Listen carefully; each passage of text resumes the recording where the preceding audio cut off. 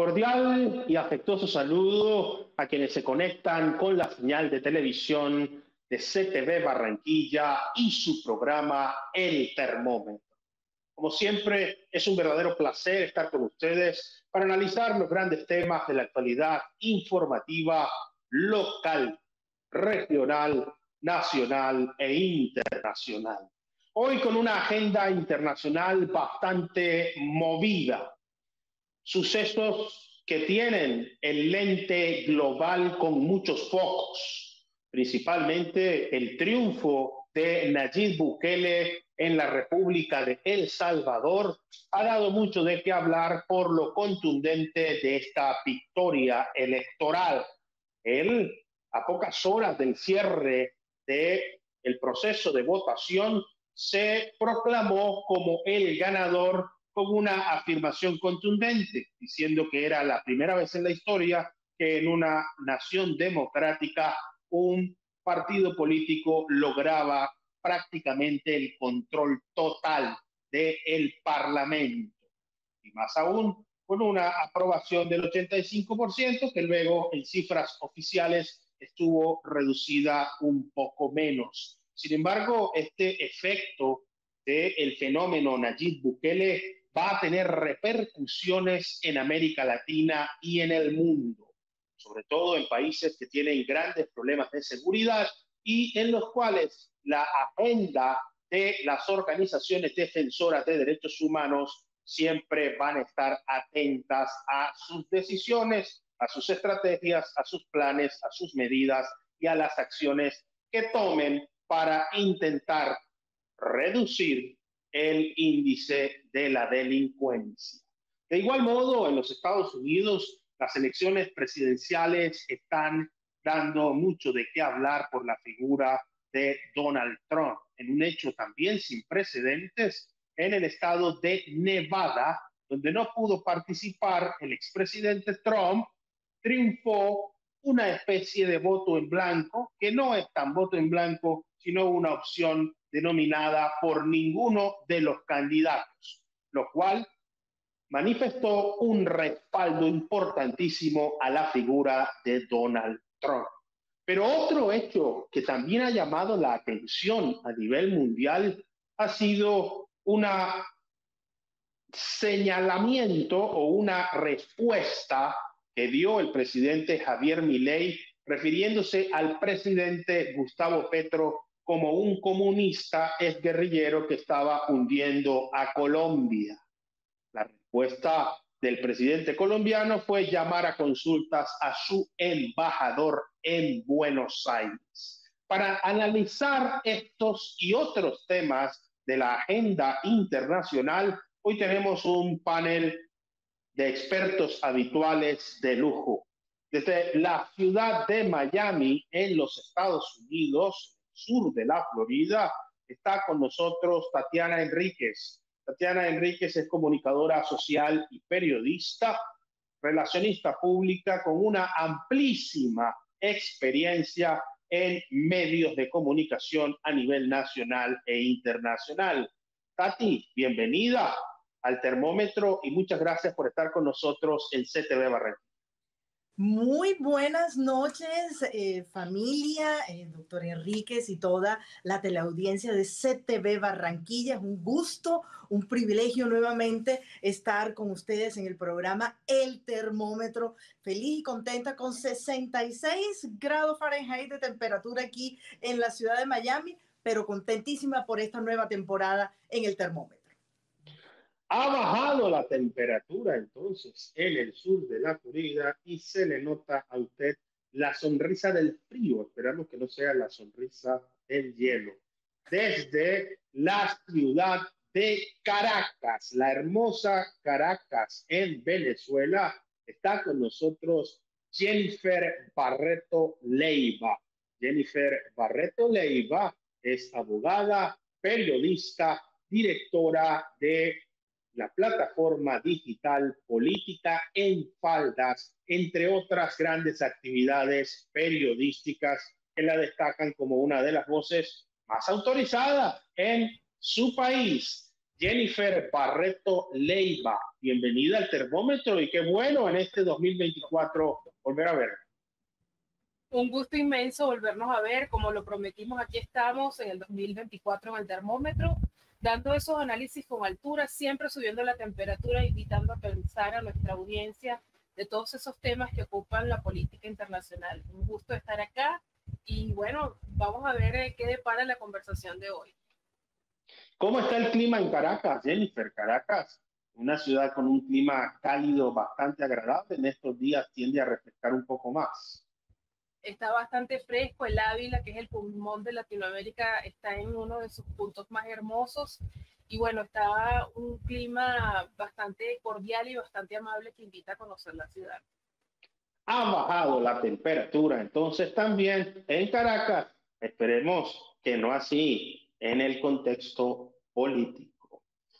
En la hermosa Cartagena de Indias está Vicente Ferrer de Pellicer. Vicente Ferrer de Pellicer es abogado, consultor, analista, estratega, experto en temas de economía digital, blockchain, entre otras áreas, y es representante para América Latina de la plataforma digital Demos.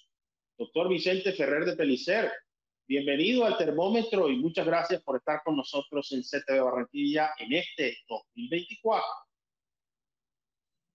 Nada, un privilegio, un placer volver a encontraros con vosotros, con todos, aquí en este nuevo año de 2024, que espero que sea muy provechoso y bueno, que vaya bien para todos. En Cartagena la temperatura no está tan fresca como en Miami o en Caracas, ¿verdad? Eso garantizado, eso garantizado. Aquí es lo único que se puede garantizar, el verano eterno, ¿no? Pero de vez en cuando con alguna lluvia para, no sé si refrescar o calentar más, pero bien, aquí el verano está garantizado. Eso es lo hermoso de nuestra heroica, con un verano eterno y con una sensación de humedad.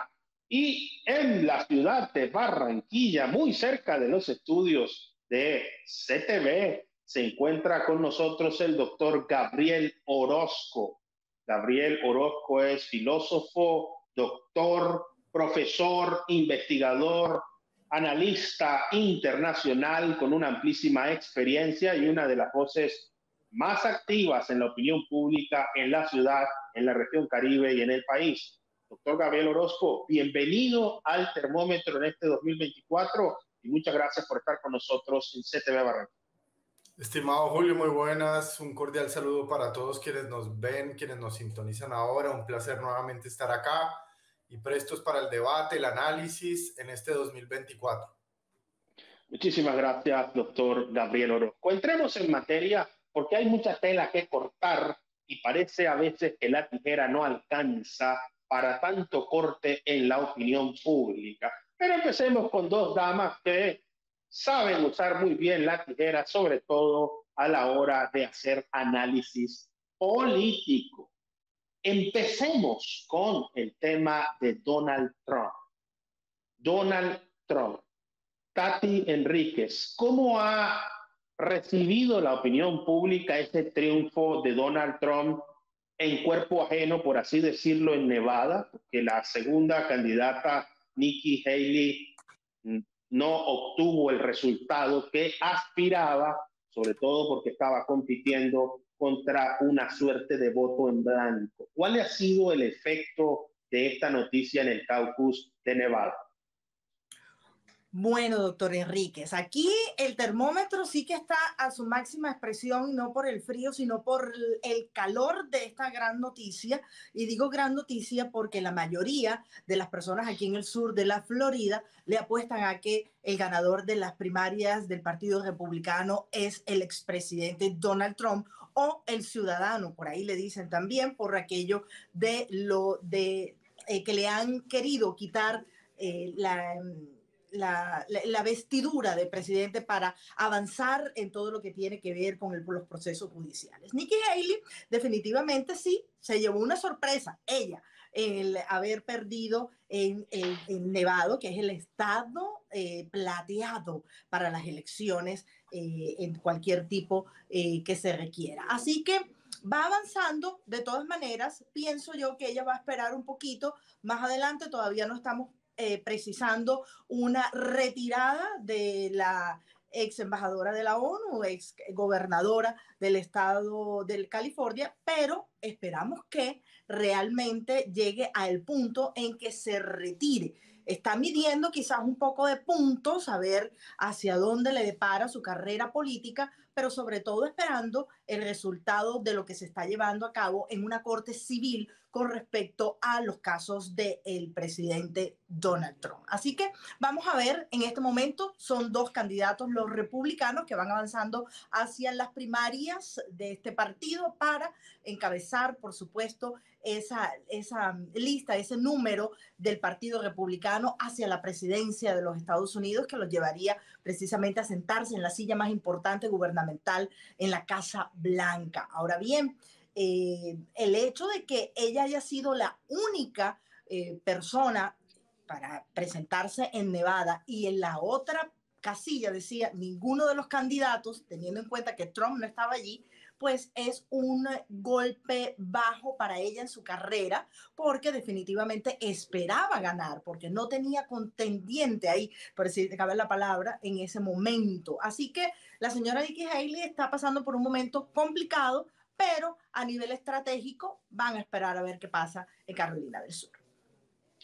Esperar a ver qué pasa en su estado, el estado donde ella fue gobernadora, además, y es una mujer la que está retando a un líder con un carisma excepcional como lo es Donald Trump.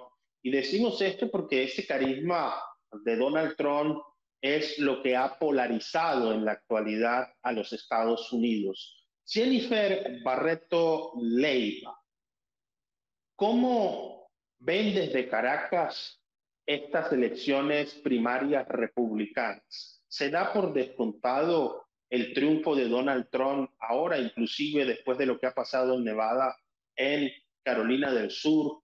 ¿O por el contrario, la pérdida o el no reconocimiento de la inmunidad, de la investidura de la cual goza un presidente en el ejercicio de sus funciones por parte de la Corte de Apelaciones, tendrá un efecto en esa elección?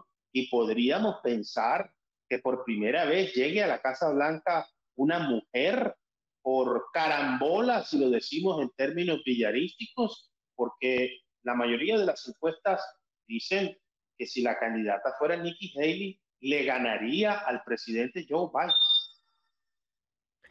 Acá se ha discutido mucho el tema del liderazgo del expresidente Donald Trump.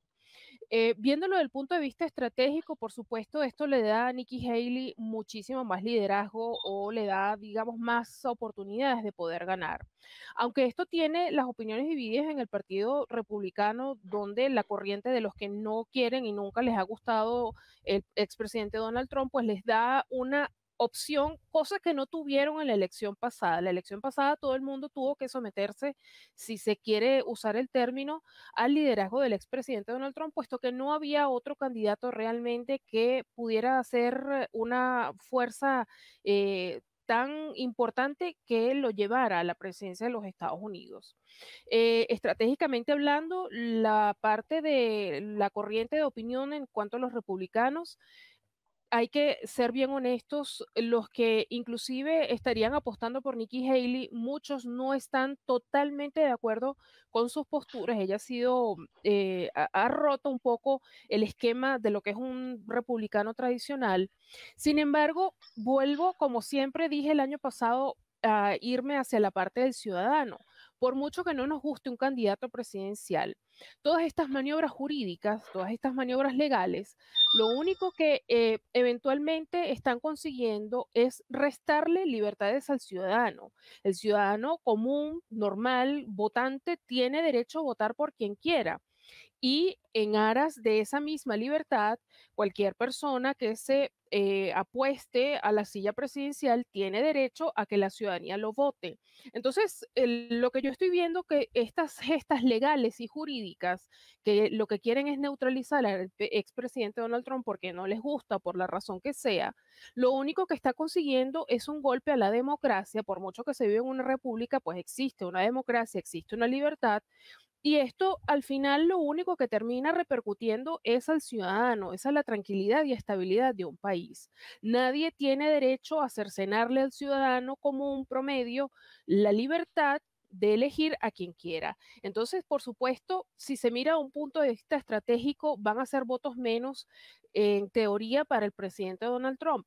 Pero como siempre he destacado acá, cada vez que tratan de acertarle un golpe de alguna forma, algún ataque, él lo capitaliza muy bien y no se están dando cuenta quienes están haciendo estas gestas que todos estos golpes lo único que están haciendo es la psicología contraria.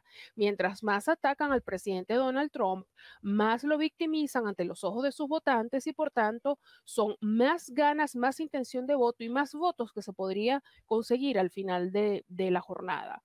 Entonces, esto es muy interesante. A mí me encantaría, si yo estuviera de acuerdo con la señora Nikki Haley, que llegara a la presidencia de los Estados Unidos. Me encanta también el presidente Donald Trump, pero primero es lo primero. Y primero es lo correcto, es el respetar los derechos de la ciudadanía y respetar los derechos de una persona que quiere estar en la presidencia y que están buscando de todas las formas posibles cercenarle ese derecho tanto a los ciudadanos como al expresidente Donald Trump que llegue a la Casa Blanca. Pero vamos a esperar que vienen estos próximos meses porque 11 meses prácticamente que quedan previos a el día de las votaciones. Ya sabemos que políticas son una absoluta eternidad, pero bueno, ya hay un precedente y justamente es el tema que estamos trayendo a conversación esta semana. Un tema que está dando mucho de qué hablar y que va a ser inevitable en los próximos días. Y decimos inevitable porque las pasiones que genera el expresidente Donald Trump superan la polarización.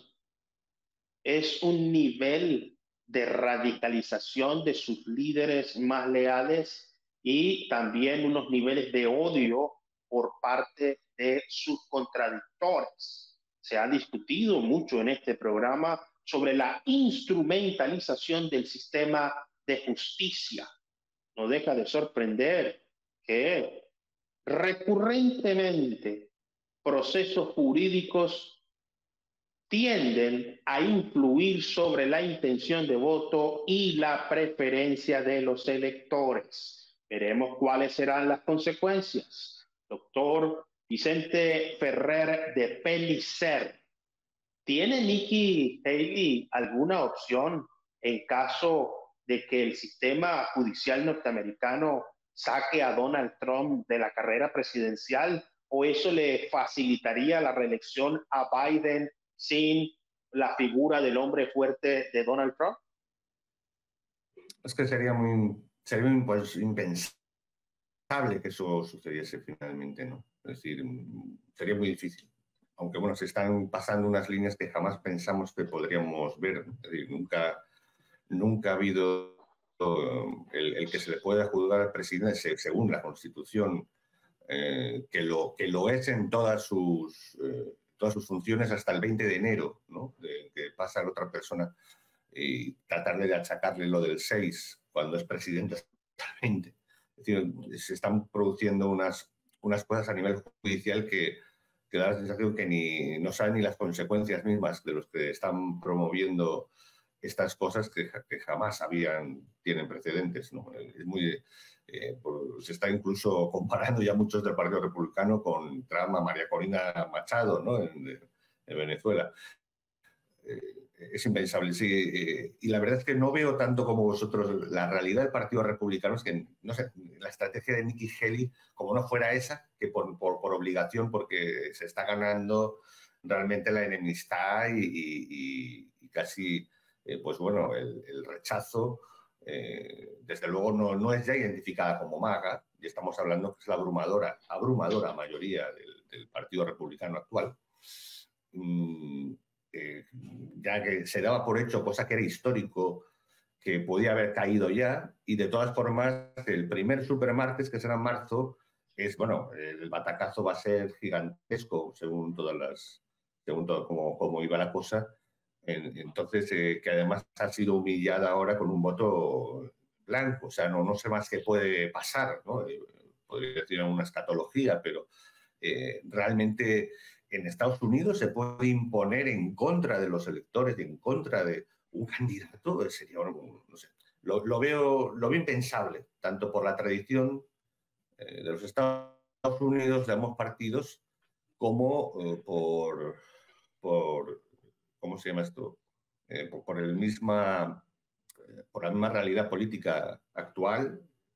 Lo veo muy difícil y no creo que realmente quisiera siquiera Nikki Haley entrar en eso. O sea, yo pienso que está tratando de tener un posicionamiento que incluso casi forzar una vicepresidencia posible o forzar un puesto fuerte, pero sería algo realmente que cuestionaría incluso por primera vez la misma categoría democrática de la República Constitucional, pues evidentemente con la democracia más desarrollada del planeta de lejos, es decir, por la separación de poderes, etcétera, y por la representación directa. Entonces, pues bueno, no creo que eso pudiera, de verdad, veo difícil que eso incluso tratando de obligarse a ocurrir pueda producirse, ¿no? Y ya se estaba considerando casi no sé si traición o forzar, el forzar hasta que sea tumbada en el primer supermartes de marzo, a pesar de malos resultados próximos. No digamos perdiendo contra nadie, que eso sí que es un récord. Vamos a ver qué es lo que ocurre, pero la verdad es que estamos en un ámbito, en un mar inédito, ¿no? En la misma, incluso en los Estados Unidos. Esta elección sin antecedentes en las primarias del Partido Republicano también generan, más allá de la polarización en la que están los Estados Unidos, una división interna. Ya si bien el gobernador DeSantis desistió de su aspiración en favor de Donald Trump y otros candidatos también se han retirado, todavía Nikki Haley persiste, permanece y espera que en su propio estado, donde ha sido gobernadora, pueda capitalizar un número de delegados que catapulte su aspiración presidencial. Doctor Gabriel Orozco, desde su perspectiva, ¿estamos viendo a un Donald Trump diferente? ¿A un Donald Trump moderando un poco el discurso? ¿Está todavía con ese lenguaje provocador, carismático, polarizante dentro de su propio partido? ¿Quedarán fisuras en el Partido Republicano, considerando que algunos senadores ya han manifestado que de ser elegido Donald Trump no lo acompañarían? Bajo esta perspectiva, ¿qué puede esperar la democracia norteamericana? Si bien el presidente Joe Biden tiene unos niveles de desaprobación muy altos, en las encuestas, en un enfrentamiento entre Trump y Biden, lo que se avecina es otra vez un resultado bastante cerrado en el número de delegados. ¿Tiene opción Nikki Haley en caso de que la actuación judicial saque de la carrera a Donald Trump de llegar a la Casa Blanca? No, yo no creo que tenga ninguna opción, no, honestamente. Creo que Donald Trump muy probablemente va a ser elegido presidente. Y creo también que esto, digamos, es propio de un fenómeno que hemos visto muy recurrente en América Latina, pero que se está dando a nivel, digamos, generalizado, y es que las elecciones normalmente las gana un partido de oposición, o no hay posibilidad, o cada vez hay menos capacidad de refrendación de un mandato por parte de un partido o gobierno que se encuentra en el poder. Y eso le pasó a Trump en su momento dado, eso le pasó a el oficialismo, el kirchnerismo en Argentina, le ha pasado a, digamos, también todo el, digamos, establecimiento en Colombia, ha pasado también en Brasil con Jair Bolsonaro y con Lula, y creo yo que esto muy probablemente va a pasar, por más que Donald Trump tenga una gran cantidad de procesos jurídicos de frente, por más que pueda haber una especie de división dentro del Partido Republicano, la única figura que realmente tiene la capacidad de conglomerar a ese sector conservador y ultraconservador que se representa en el Tea Party y que le puede hacer, digamos, realmente un contrapeso al Partido Demócrata, es sin duda alguna Donald Trump. Y no creo tampoco que Trump esté en una posición de moderación, por el contrario, su discurso no solamente ha ido en contra de la persona de Joe Biden, constantemente sus cuentas, la que recuperó en X, antiguo Twitter, y en sus cuentas en otras redes sociales, se mofan y se burlan de los errores que comete en sus declaraciones públicas Joe Biden, confundiendo a líderes políticos, con galimatías o enredos de lengua que se le cruzan cada tanto a Joe Biden, lo cual hay que decirlo claramente preocupa ciertamente el estado de salud de Joe Biden, pero digamos que la figura de Donald Trump en este caso sigue incólume, la veo con mucha, digamos, fuerza dentro de esos sectores y esos estados inclusive que se llamaban o que se denominan estados pendulares, ciertamente creo que van a ir cada vez más hacia temas sobre todo de carácter económico, porque el gran problema que tienen Estados Unidos, como muchos países a nivel global, sin duda alguna, es la inflación, la imposibilidad de levantarse de una economía pues muy golpeada, que todavía no levanta plenamente cabeza, y también frente a unos fenómenos geopolíticos que ciertamente Joe Biden no ha podido sortear del todo y que en parte el discurso de Donald Trump ha logrado capitalizar algo que pasó durante su administración, que hay que analizarlo con pinzas, y es que él siempre se mostró como un líder que no hacía guerras.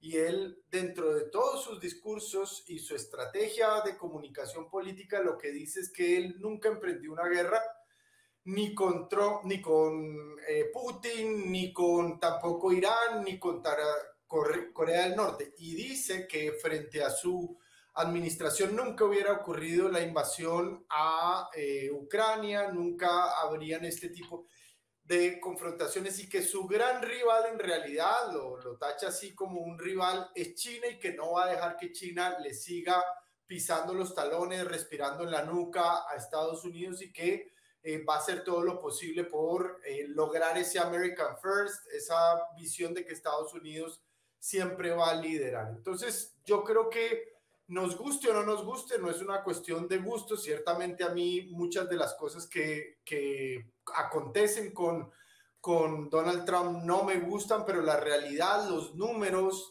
la situación económica lo que indican es que no tendrá rival, de que va a refrendar nuevamente su opción a la presidencia y de que un proceso jurídico tampoco lo va a sacar de carrera, porque no olvidemos que en Estados Unidos, por más que haya presidentes que puedan estar en la cárcel, inclusive pueden comandar el país. Esto es una cosa bastante seria, pero que es una probabilidad, es una realidad.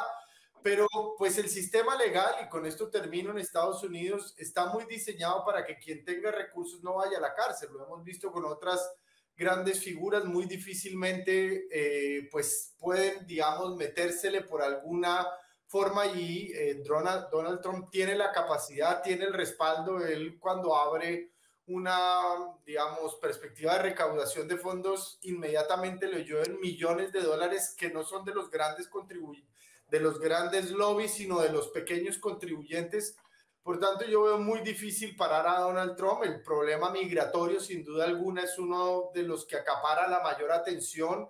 En esto, sin duda alguna, el gran respaldo que tiene Trump de líderes y empresarios como el dueño de Tesla y de X, Elon Musk, pues es muy diciente sobre este fenómeno migratorio, porque pues ciertamente hay una politización y una utilización de este tema, y obviamente todo el uso del tema migratorio va a caer muy fuertemente en las campañas, y en esto pues los demócratas se ven muy poco, digamos, dispuestos a endurecer medidas. Entonces yo creo que muy difícilmente va a tener una oposición, o va a ser opacado, o va a haber algo que le impida volver a la reelección.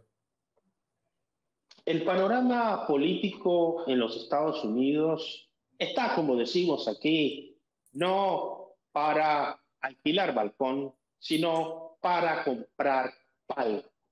Cada episodio, cada capítulo de esta contienda electoral muestra sin duda que todavía hay muchas páginas de la historia norteamericana por escribirse. Y lo bueno es que no solo los estamos viendo desde afuera, sino que el impacto de lo que ocurre en los Estados Unidos tiene un efecto innegable a escala global, como muy bien nos los están ilustrando hoy nuestros panelistas invitados. A partir de este momento, sube la temperatura en el termómetro. Para concluir este segmento y avanzar en el análisis del triunfo electoral de Nayib Bukele, yo quisiera preguntarle a Tati Enríquez, ¿qué opinión le merece la candidatura de Nikki Haley?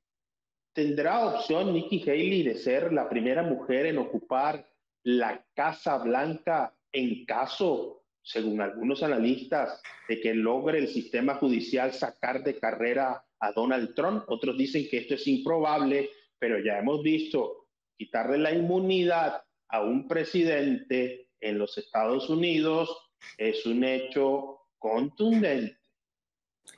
Bueno, más que contestarle sobre si Nikki Haley podría llegar a esa silla presidencial, hay que ver diferentes puntos de vista con respecto a lo que está pasando con el expresidente Donald Trump en el ámbito judicial.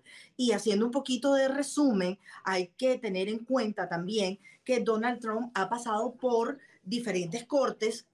Por ejemplo, en Nueva York, que fue pues acusado por primera vez en marzo del 2023 por un fiscal del distrito de Manhattan bajo los cargos relacionados por el pago de dineros a la famosa Stormy Daniels. Así que ahí tenemos ese caso en Nueva York. En la Florida, todo el mundo sabe perfectamente que fue acusado por guardar, esconder y querer desaparecer algunos, por supuesto, papeles que tienen que ver con la confidencialidad de su trabajo como presidente y manejo de papel confidencial top secret, como le decimos aquí, sobre la Casa Blanca. Ese fue un segundo caso que se llevó a cabo el 27 de julio precisamente del año pasado. Y el de Georgia, que es el que más ha retumbado, que fue el 1 de agosto, en donde un jurado investigador acusó al expresidente Donald Trump sobre la interferencia de las elecciones en el año 2020. Ahora, ¿qué es lo que está pasando aquí con esa base judicial que se contradice? Y lo digo que se contradice porque aquí hay que pasar primero un juicio en el Senado, diferencia de Cámara Baja. El Senado. Siendo presidente Donald Trump, se le acusaron de todas estas cosas, de que trabajó, de que escondió, de que vinculó a otras personas en todos estos procesos. Primero tiene que pasar por un juicio en el Senado de los Estados Unidos, para luego entonces pasar a las diferentes cortes. Primero la local, después la del estado y después la federal. Ahora bien, ¿qué es lo que está pasando aquí? Es que todo eso se ha perdido la ruta específicamente de este sentido judicial para el expresidente Donald Trump, y por eso es que va entonces en este momento con una posible inmunidad a una corte civil, en donde ya han habido personas procesadas que están en la cárcel pagando pena con respecto a este último caso en Georgia. Teniendo esto como base, aquí hay una, digamos, desvinculación de las ramas propiamente en los Estados Unidos, y podríamos estar hablando de una cacería de brujas hacia el expresidente Donald Trump. Se maneja la jurisprudencia, prima la jurisprudencia en este país, y como mencioné anteriormente, hay personas ya procesadas por este delito, y al presentarse el ciudadano Donald Trump ante esta corte civil, podríamos estar diciendo que estaría pagando una pena por los casos anteriormente juzgados. Entonces aquí estamos hablando de que el presidente Donald Trump aún podría estar retirándose de la carrera presidencial por todos estos casos, y más que todo por el tema que en esta corte civil se le puede quitar la inmunidad y puede ser juzgado como un civil común y corriente. Aquí es donde yo pienso que la señora Nikki Haley está seguir avanzando hacia la carrera de las primarias republicanas. Si llega, maravilloso que llegue, porque es una mujer de bases republicanas, de principios de valores, con lo que nosotros, pues la mayoría de las personas aquí en el sur de la Florida, pues están siguiendo a Trump en ese caso. Pero de aquí a allá hay mucho trecho todavía, hay mucha tela que cortar, pero la posibilidad está de que Donald Trump se retire, está la posibilidad de que Nikki Haley avance, y está, por supuesto, que ella llegue a la Casa Blanca. Todas son predicciones, por supuesto, basadas en unos argumentos que son judiciales, que son reales, pero que al final del camino los jueces van a tener la última palabra. Yo les dije hace un tiempo atrás, estando en Washington, D.C., haciendo una reportería para Radio Oasis, que íbamos a ver pasiones políticas, y eso es lo que estamos viendo precisamente hoy. Quizás una historia de amor en la política entre Nikki Haley y Donald Trump por llegar a esa mesa, a esa silla presidencial. Hasta eso se podría estar hablando aquí en el sur de la Florida. Vemos qué es lo que va a pasar en los Estados Unidos, pero sin duda la atención está fijada en estas elecciones republicanas. Ojo con lo que voy a decir.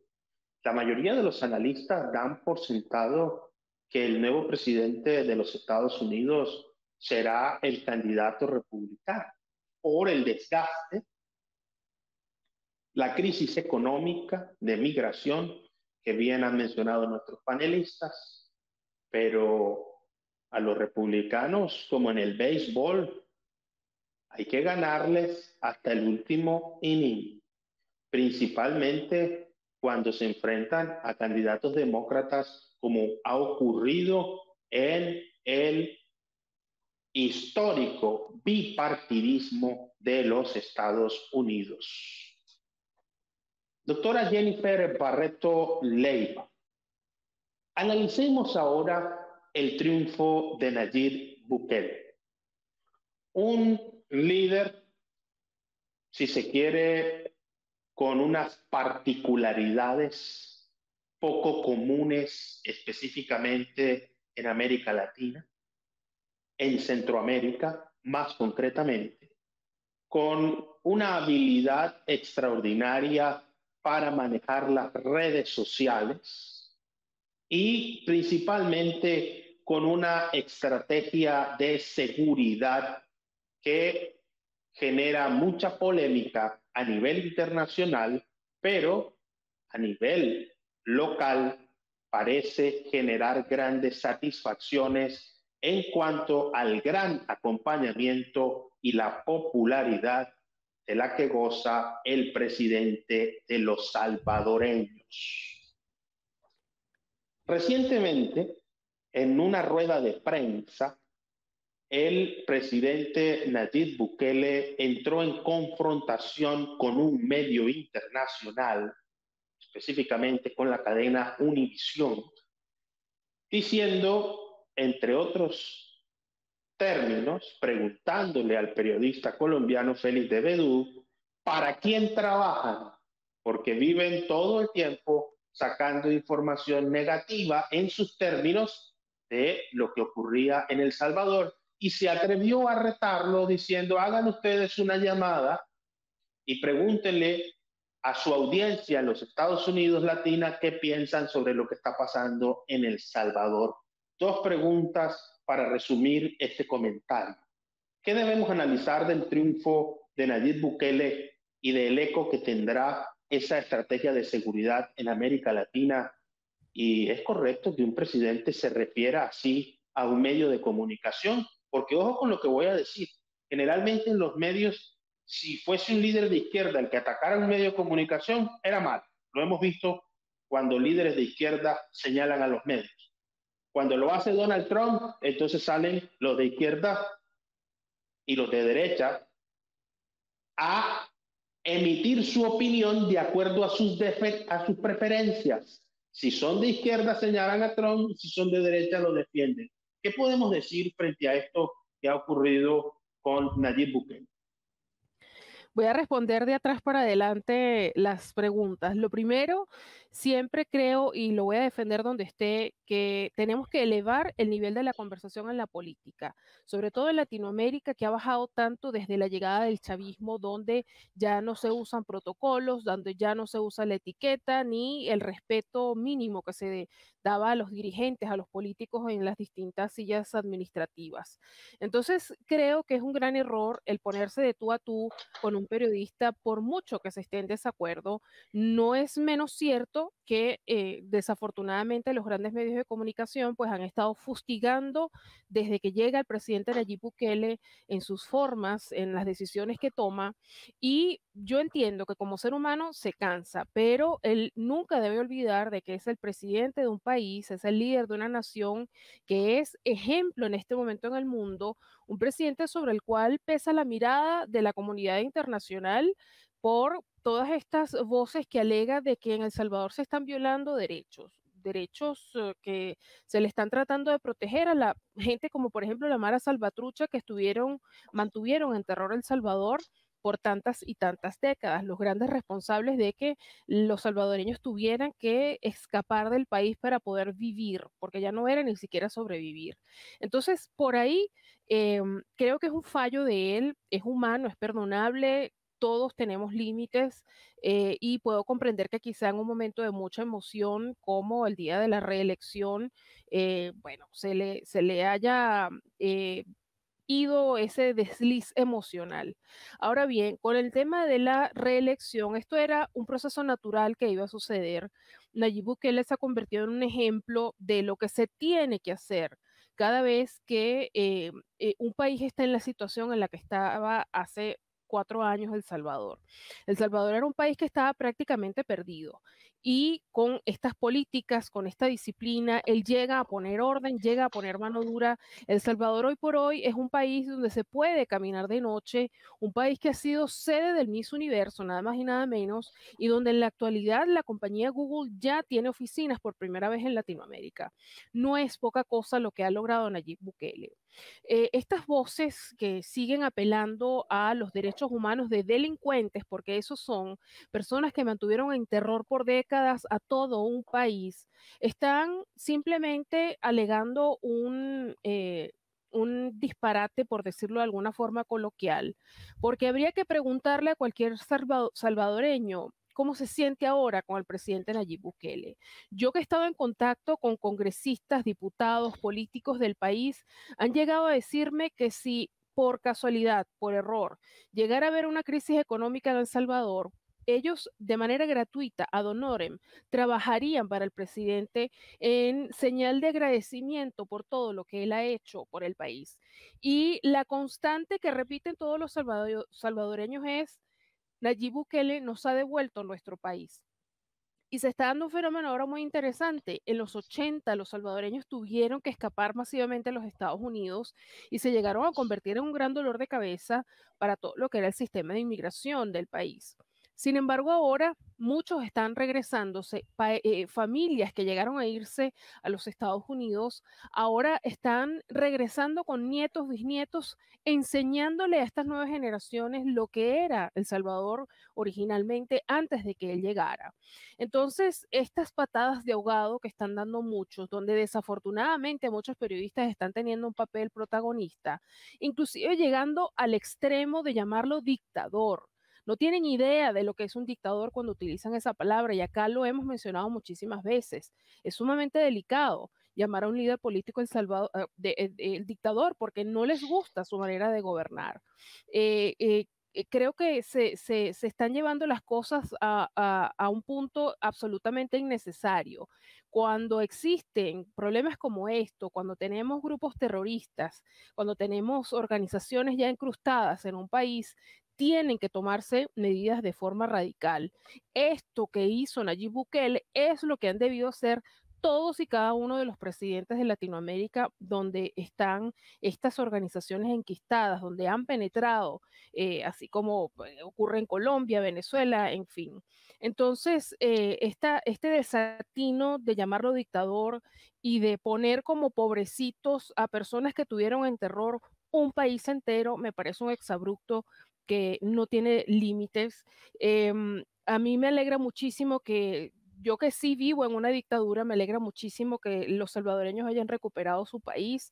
Este señor no solamente ha recuperado el país, sino que además ha puesto El Salvador como el país donde más se puede ver excelencia en toda la región. El trabajo que ha hecho ha sido de reconstrucción completa y no son muchos los líderes políticos a nivel mundial que pueden darse ese lujo de decir, yo rescato a un país de mafias terroristas como las Maras Salvatrucha y además lo elevo a un punto tal de llevarlo a esta escala de excelencia. Económicamente ha florecido en cuanto a seguridad, igual el sistema carcelario es tan ejemplificante que al presidente Bukele lo llevan a New York. Las políticas liberales no funcionan y es un ejemplo clarísimo de por qué el sistema que él ha aplicado ha sido tan exitoso. Las políticas liberales no funcionaron y tienen a New York en este momento en el despeñadero y lo llevan a él para que sea asesor. Y asimismo se está poniendo en países como Perú la idea en la mesa de discusión de llevar a Nayib Bukele, o al menos sus ideas, para controlar todo lo que es la seguridad del país. Es un modelo de éxito que se tiene que emular. Lamentablemente muchos países están en este momento en absoluto descontrol y por eso es que a cualquier latinoamericano o al menos al latinoamericano promedio se le pregunta, ¿usted le gustaría que viniera un Nayib Bukele al país? Y todos dicen que sí, y si no lo dicen, lo proponen. Latinoamérica está en un punto sumamente complejo. La izquierda ha hecho todos los desmanes. ¿Quién sería, y perdone que le interrumpe, doctora, el Nayib Bukele venezolano? En este momento yo no veo ninguno. Bien, no veo ninguno en bien. realidad. Pero sí existe la necesidad de que se recupere la decencia en Latinoamérica políticamente hablando, que se recupere la tranquilidad, que se recuperen nuestras naciones. En este momento está una desbandada en nuestros países que nunca se había visto. Como parte de todas estas políticas de izquierda que muchos llaman humanistas. Entonces, a mí me encanta, me alegra, lo digo ya más a nivel personal, que hayan reelegido al presidente Nayib Bukele y que su administración se tome como ejemplo. Se pueden hacer bien las cosas, pero hay que tener mano firme, hay que tener determinación y no se debe jamás negociar con el mal, porque cada vez que se flexibiliza uno con el mal, negocia y baja la cabeza, entonces se pierde todo el trabajo que se ha hecho. Así que desde acá, felicidades a El Salvador por 4 años más de una administración de excelencia y de palabra, porque él ha cumplido además todas sus promesas. El tiempo ha transcurrido, pero quisiera escuchar la opinión del doctor Vicente Ferrer de Pellicer sobre lo que está pasando en El Salvador y sobre cómo se ha referido a un medio de comunicación. Bueno, pues primero de todo, creo que coincido, suscribo las palabras de Jennifer y se está produciendo y recomiendo su entrevista muy minuciosa para ser analizada y leída. que tuvo con Tucker Carlson, en la que realmente lee lo que está pasando, lee el cambio de paradigma de modelos económicos, modelos sociales. Entonces, que hay riesgo de autocracia por la acumulación de poder, pues existe ese riesgo, puede ser por abrumador apoyo, ¿no? Pero hay que tener en cuenta que prácticamente es una ciudad-estado El Salvador. Es decir, sería más complejo proyectar su política en naciones, digamos, con tamaño y densidad poblacional, etc.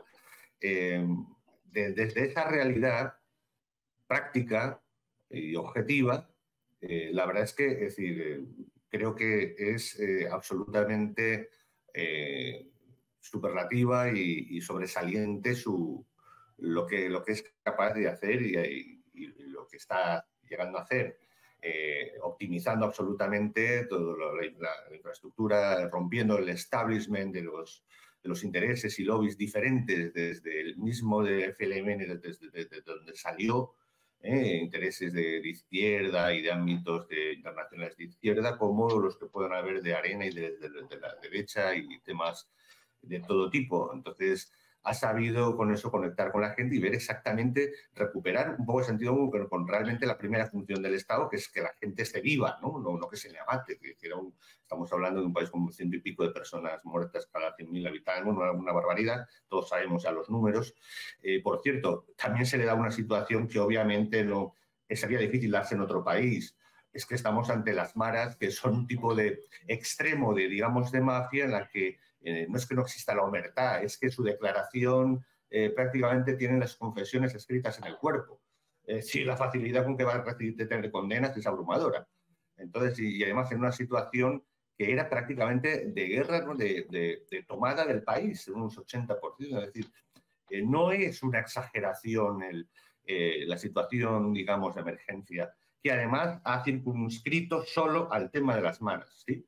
Entonces, y de hecho, al poder ser estipulado de grupos terroristas, es que esos no, porque van a decir, no, claro, pero si hay juicios y tal, muchos saldrán. Esos no salen en 20 años mínimo, o sea, solo por pertenencia obvia, imposible de probar lo contrario. O sea, es tan evidente, tan abrumadoramente y tan fácil de probar en el caso específico de las maras, que va a ser, es muy difícil, ¿no?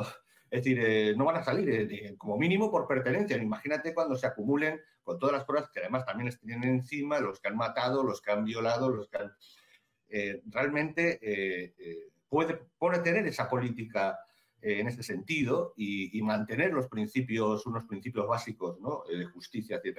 Obviamente su modelo que puede transmitir es el de Singapur, sin duda, en la que trata de trascender ciertas ideologías y posiblemente en la praxis, pues lógicamente es totalmente contrario, no tiene más remedio que estar contrario en lo que es la hegemonía socialdemócrata, ¿no? Y de los establecimientos financieros internacionales, porque además ha leído ese cambio de paradigma en la que la sociedad pueda tener, sacar a la moneda del control total de las instituciones nacionales e internacionales. Entonces, obviamente también nos gustaría pensar que el sistema democrático no va a hacer resentirse. Lógicamente, si fuese un voto de diputado de distrito, como nuestra ciencia política nosotros apoyamos, pues no hubiera tenido 58 de 60, hubiese tenido 60 de 60 en un diputado de distrito. Sin embargo, al ser independientes tendrían más asegurada ese nivel de democracia. Tendrá que ver en un sistema casi partidocrático de sistema proporcional si es capaz de mantener esa cierta independencia y ese cierto carácter, por supuesto, en sentido democrático, y puede haber controles. Y en cuanto, de todas formas, estamos ante una opción política y una forma de hacer política que conecta evidentemente con ese nuevo paradigma de enfrentar el globalismo y el Estado postnacional y de la agenda ideológica con una praxis de sentido soberanista, nacionalista, sentido común, raíces, valores, tradición en su realidad material, de nación material y conexión realmente con la ciudadanía y ejercicio de su soberanía. En ese sentido, ya, si no quieres llamarlo derecha, no lo llamas de derecha, pero evidentemente va a estar en la línea, si llega Trump, de Milei, aunque sea desde otros ámbitos y desde los que se enfrentan, ¿no? Digamos, que cambian de ese paradigma más cercano a la realidad que necesita la sociedad civil. En cuanto al tema del periodístico, a mí lo que me interesa, vamos a ver, que una persona, un político, estaría, no sé, yo creo que tiene todo el derecho. Luego, si queda mal, ya se lo pagará el electorado, ¿no? Pero se lo hacen pagar los mismos medios. Pero lo preocupante del señalamiento por parte del poder no es que discutan en vivo, es que esto tenga consecuencias, que es lo que ha pasado, lo que pasaba en Venezuela, lo que parece que pasa a veces en Rusia, lo que pasa, es decir, que luego a esos medios les pasan cosas o lo tienen accidentes. Es decir, si no hay una consecuencia de esas características, si estamos hablando de la libertad que tiene, si hay una libertad total para preguntarle y para incidir y atacar a un político, yo creo que desde el político tiene totalmente derecho a rebatirle y a hacerlo como crea conveniente, siempre que eso no suponga un riesgo, evidentemente, para el poder que lo está cuestionando, evidentemente, ¿no? Y en ese sentido, otra cosa es ya precisamente el medio del que se trata, que bueno, precisamente es un medio que tiene que ver con el liberticidio, con los privilegios, un medio de un grupo mediático en España que ha cerrado medios solo para cargarse la competencia, que en un país como Estados Unidos estarían todos en la cárcel, que ha sido salvado por el poder político, que nunca ha tenido beneficios propios porque siempre ha sido solventado por el poder político, incluso de todos los colores, de izquierda, puro oficialismo, puro estatalismo, puro privilegio de capitalismo de Estado, lo que significa ese medio. Pero bueno, que eso no significa, sea cual sea el medio, lo que estamos hablando. En definitiva, creo que Bukele tiene un desafío complicado, que es mantener, por supuesto, todos los resortes democráticos, aunque tenga un apoyo del 80 al 90%, que tiene derecho a tenerlo, hasta ahí podríamos llegar, que le limitáramos a la población, ¿no? Pero tiene un cierto desafío, podría estar bien otros que tuviese algo más de controles, pero el movimiento se mostrará andando. Desde luego lo que ha hecho hasta ahora es algo que rompe completamente con un tipo de política que está destruyendo a las naciones y que se demuestra que están equivocados, ¿no? Hasta ahora lo que era la hegemonía socialdemócrata y la hegemonía de ese buenismo absolutamente demostrado, fracasado. Y bueno, como ejemplo, desde luego, tienen muy claras cuáles son las cosas y los criterios, y no es que se haya inventado nada, está por ahí Singapur que lo demuestra, tiene que dar un carácter democrático y solo podemos ver lo que va a pasar a partir de ahora. Desde luego es un ejemplo absoluto y un caso de éxito absoluto, innegable. Doctor Gabriel Orozco, ha transcurrido el tiempo y agradecemos, doctor Vicente Ferrer de Pellicer, por estar con nosotros en el termómetro por CTV Barranquilla. Gracias. Doctor Gabriel Orozco, ¿qué opinión le merece lo que está pasando en El Salvador? Se dice mucho, una estrategia de seguridad eficaz, efectiva y el manejo con la prensa y con los medios de comunicación que tienden a emitir su opinión y sus críticas en materia de derechos humanos. A ver, varias cosas. Lo primero es que es innegable la transformación que ha hecho Bukele de El Salvador y pues más del 80% de las personas así lo demostraron en las elecciones y eso es incuestionable. Yo creo que sería tapar el sol con una mano o con un dedo, negar el avance y la transformación de 180 grados que ha hecho Bukele y la confianza que se respira en El Salvador. Yo creo que eso es digno no solamente de admiración, sino de reconocimiento y de estudio para valorar eso. Hay mucha suspicacia de cómo llegó a esto, no solamente desde el estado de excepción que se ha prolongado, estado de excepción que hay que decirlo, muchos países pueden aplicar y con todo y ello no llegan a esos niveles. Hay suspicacia también sobre el proceso de negociación tras bambalinas, de opacidad que pudo haber tenido Bukele para llegar a esto, con las maras, con los salvatruchas, pero con todo y eso bajó los índices de la tasa de homicidio del país que tenía más alta la tasa de homicidio a nivel tanto de América como a nivel mundial, y que logró unos niveles de confianza y de transformación del país muy significativos. Y esto se ha visto también en los avances que ha hecho en materia económica, por ejemplo, en lo que significa infraestructura, ha inaugurado nuevas hidroeléctricas, bibliotecas.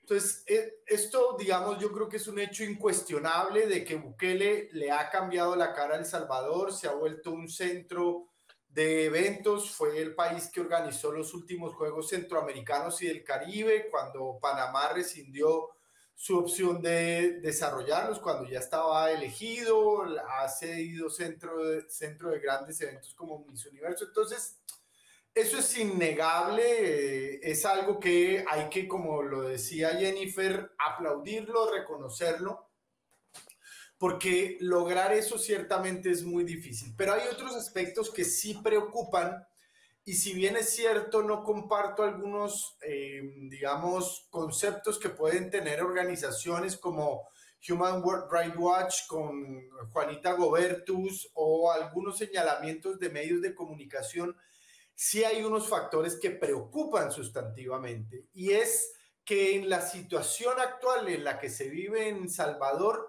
no hay un sistema de equilibrio de poder y de pesos y contrapesos, que es un principio fundamental de la democracia.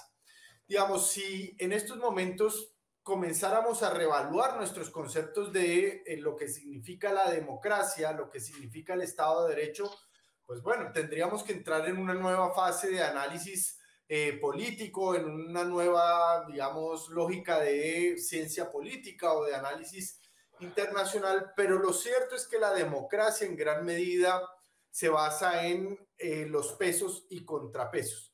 Y esto lo vemos muy, muy difícil de que se vaya a dar en el siguiente periodo de Nayib Bukele. Por tanto, sí es un hecho que debe dejar preocupación, porque no va a tener contrapesos ni en la rama legislativa, ni en la rama, digamos, tampoco de judicial, porque ciertamente cooptó estos poderes, y por tanto esto se va a parecer más a un tipo de forma de gobierno sui generis, que va a ser muy difícil que haya una cabida a la oposición, una forma de representación distinta, y ahí sí creo yo que debemos tener cuidado, porque la democracia también es el respeto irrestricto de las minorías, aunque no nos gusten.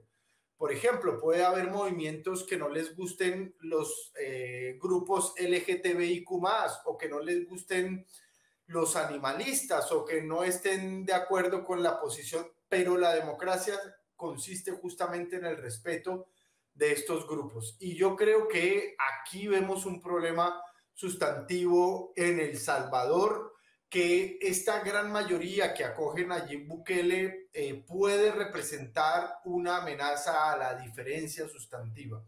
¿Cómo se va a tejer eso dentro de El Salvador? ¿Cómo se va a dar?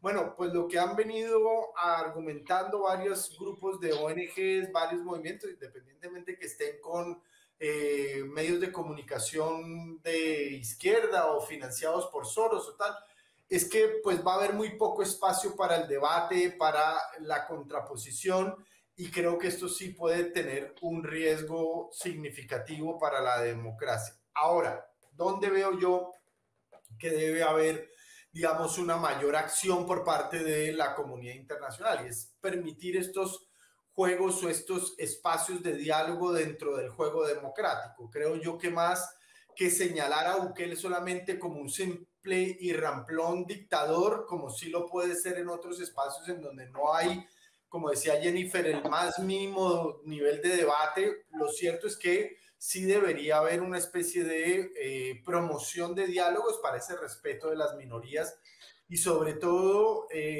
la búsqueda de espacios a la diferencia, porque en este sentido Nayib Bukele no se puede convertir en una especie de nuevo espacio.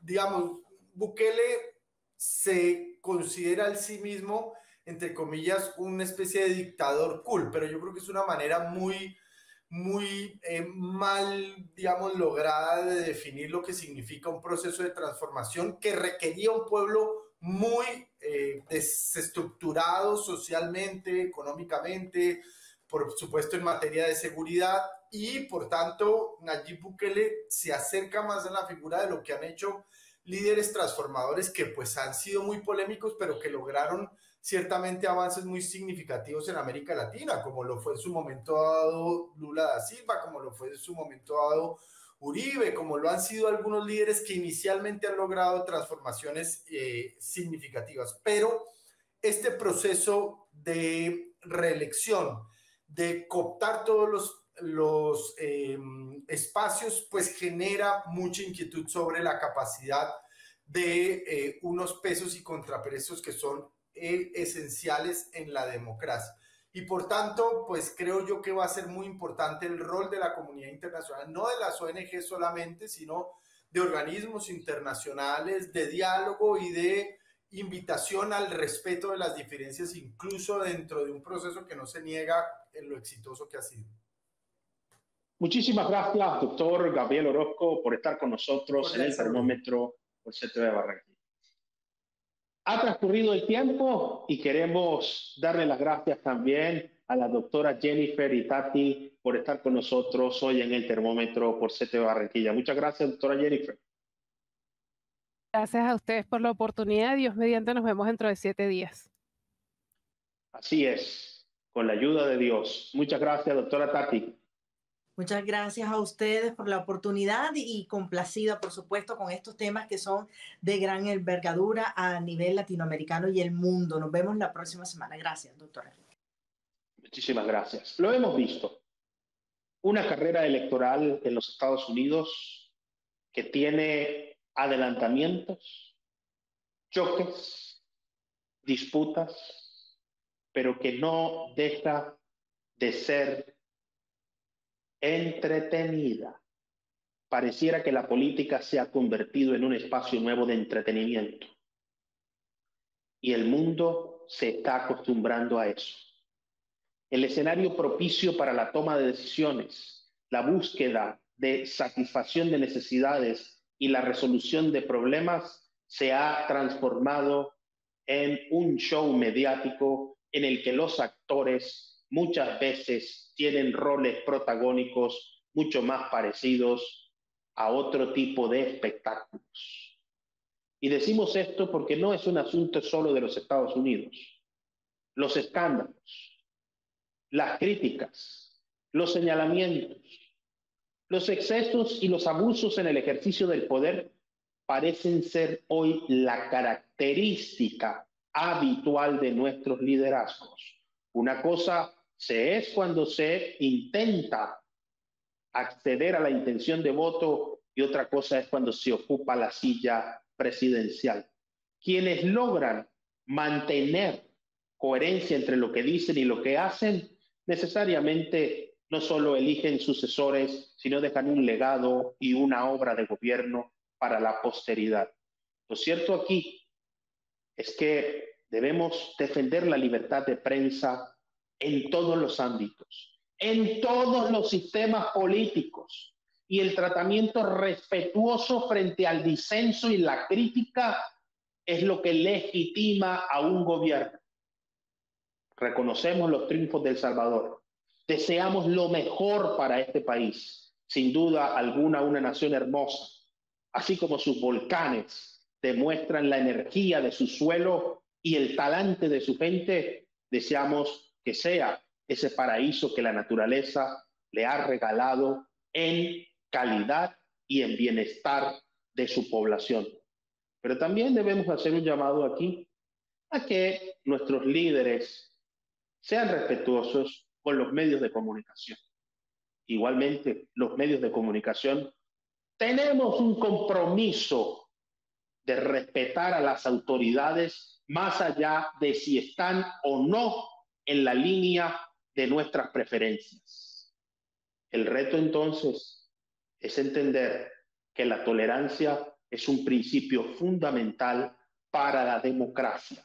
El diálogo, el compromiso a respetar el disenso es la característica fundamental del liderazgo transformador, más allá de los ideales y de las utopías, de la realidad.